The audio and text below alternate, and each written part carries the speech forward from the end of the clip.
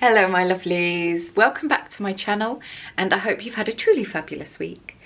It's nearly the end of November and there's the sound of jingly bells in the air. I don't have very much time and I don't have much of a Christmas gift fund.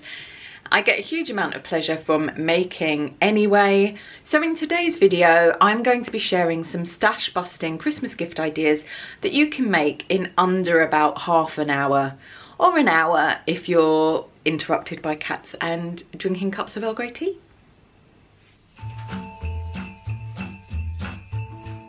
First up is this really rather lovely Ruffle clutch that I'm going to be making out of this leftover rose print cotton poplin.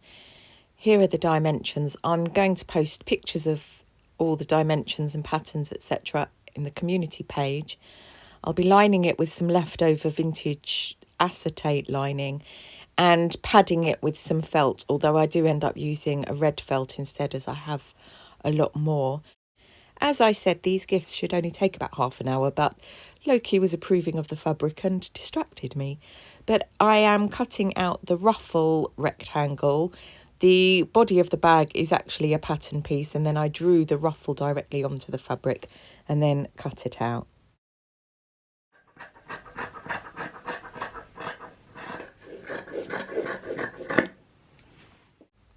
I like to assemble all the bits together once everything's cut out, just to check that I'm happy with how everything looks.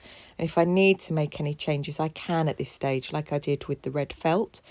The first thing is to sew each end of the rectangle for the ruffle right sides together, and then to snip the corners, which I'm doing here. And then you turn through the ruffle to the right way and press it in place. And then you need to gather. I'm using this corner turner from Merchant and Mills, which is a gadget I thoroughly approve of. Next thing is to lay the felt on the wrong side of your bag panels and pin the zip. I'm using a gold zip that you would use for denim, I presume, but it's right sides of the zip to right sides of the fabric with the felt on the wrong side, and you do that on both edges of the zip as I'm showing you here, and it should look like this when it's done, nice and neat. And then with the gathered rectangle for the ruffle, which I ended up doing by hand because for some reason my sewing machine wasn't too keen on it, and then you pin it in place around one of the sides of the bag, and you make sure that the end of it lines up with the beginning of the zip, so it looks like this. Then I edge stitch the ruffle in place. Just to emphasize, because it's really important, the end of the ruffle needs to line up with the zip tape rather than go over this into the seam allowance, otherwise it will not look right when it's all sewn together. The next thing you're going to do is attach the lining. So you're going to encase the zip and the felt with the lining. So position it as you can see I'm doing here, so that when you put the lining the right way, it's going to look like this and hide those raw edges. So you pin both sides of the bag lining to the zip, and then you are going to sew those with a zip foot. I've sewn the zip in with a zip foot on this project. And then you position the panels like this. Make sure that the zip is actually open, otherwise you're going to have problems when you come to turn it through. And leave a gap in the lining so that you can do the turning through. The turning through is actually the most fiddly, difficult bit, as you can see here. But I've sewn all the way around with the seam allowance, which is 1.5 centimetres. I love how, as you turn this through, the bag suddenly appears all fully formed and looking lovely. You need to sew that gap up in the lining, otherwise all your bits are going to fall out. And here it is. I'm adding a little tassel to the zip because, as you may know if you've spent any time here, I'm rather partial to a tassel.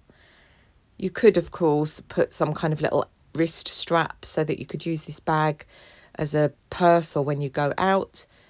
but I'm going to use it to put some sewing kits in for a friend. Next up is this rather glam Sleepy Kitty mask.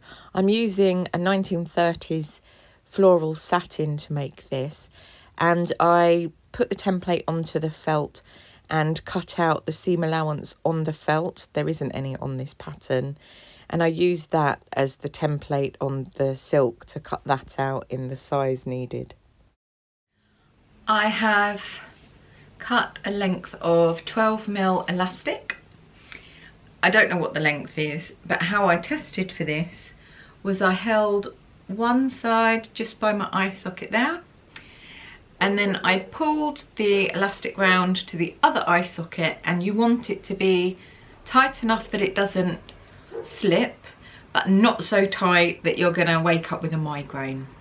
So there's not a formula as such, but that's the method.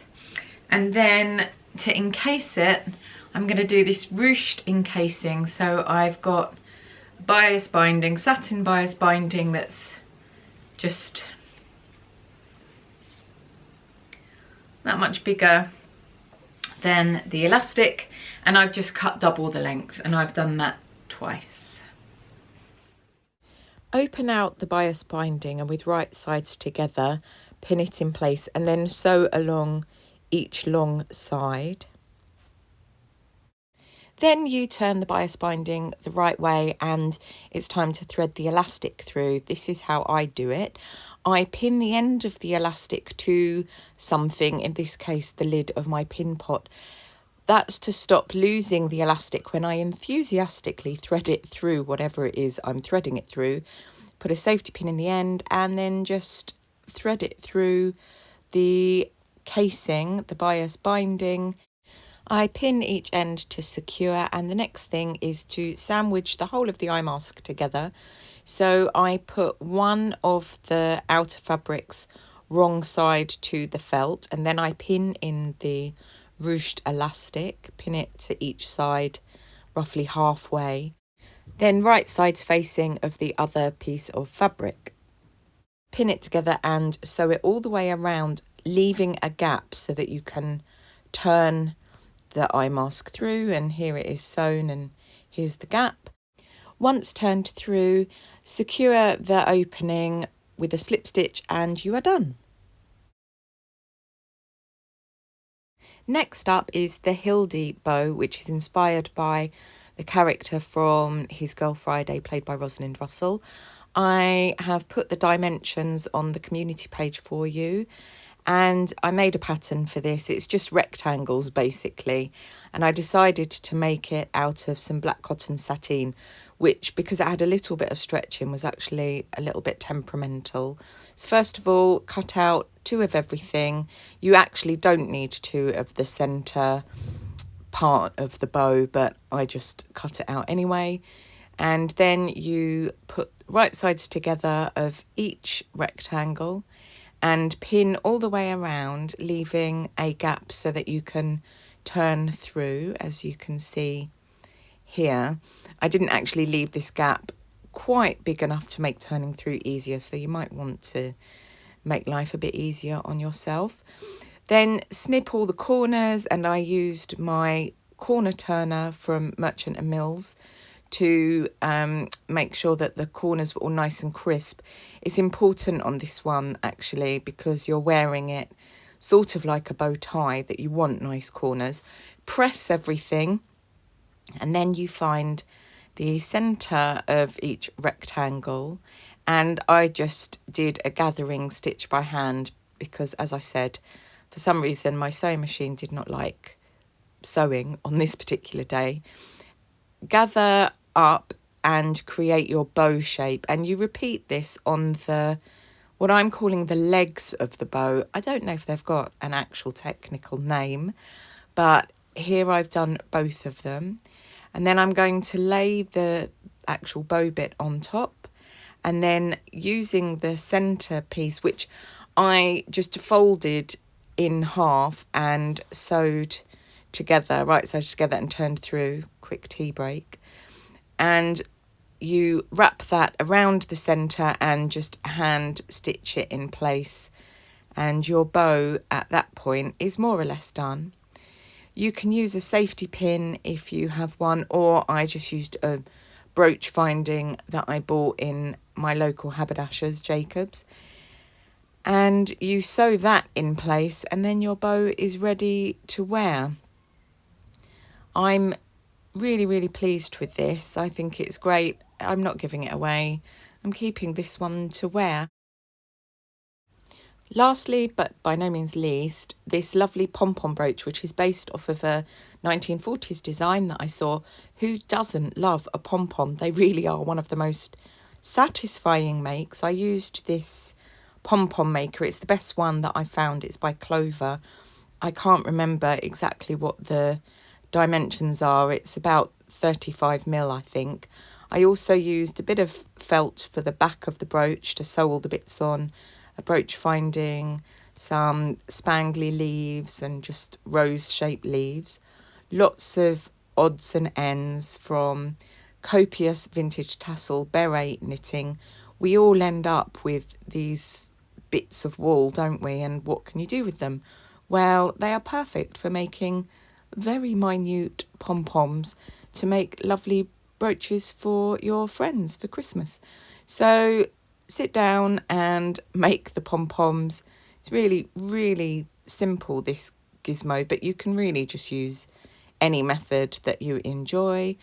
I actually should have used another colour for the centre, maybe something that matched the leaves that I ended up using, but I didn't think of it at the time. But you live and you learn. So make your pom-poms. You could sit down and make a load of them, actually, in all sorts of colours, and then have fun mixing and matching them to make some lovely brooches. Then give your pom-pom a haircut and make it all nice and even. I get a bit OCD about this bit, actually. And then I just drew around an old cotton spool to make the back of the brooch, but actually I should have used something a little bit bigger. Place your leaves on and sew them just any way that you think looks nice. And then the next thing you're going to do is put your pom-poms on in whatever position you also think looks nice. I just sewed backwards and forwards a few times through the centre of each pom-pom to keep it secured and in place. I found that I could get 3 onto this size backing. I'd originally intended to do 5 actually, but these were lovely as they were. If you're going to use more pom-poms, you'll need a bigger piece of felt at the back to sew your pom-poms onto. Then sew your brooch finding onto the back, and voila, your pom-pom brooches are done. I hope you've enjoyed my stash busting Christmas gift ideas that you can make in under about half an hour. They're all super easy, don't take up much fabric, and are really versatile.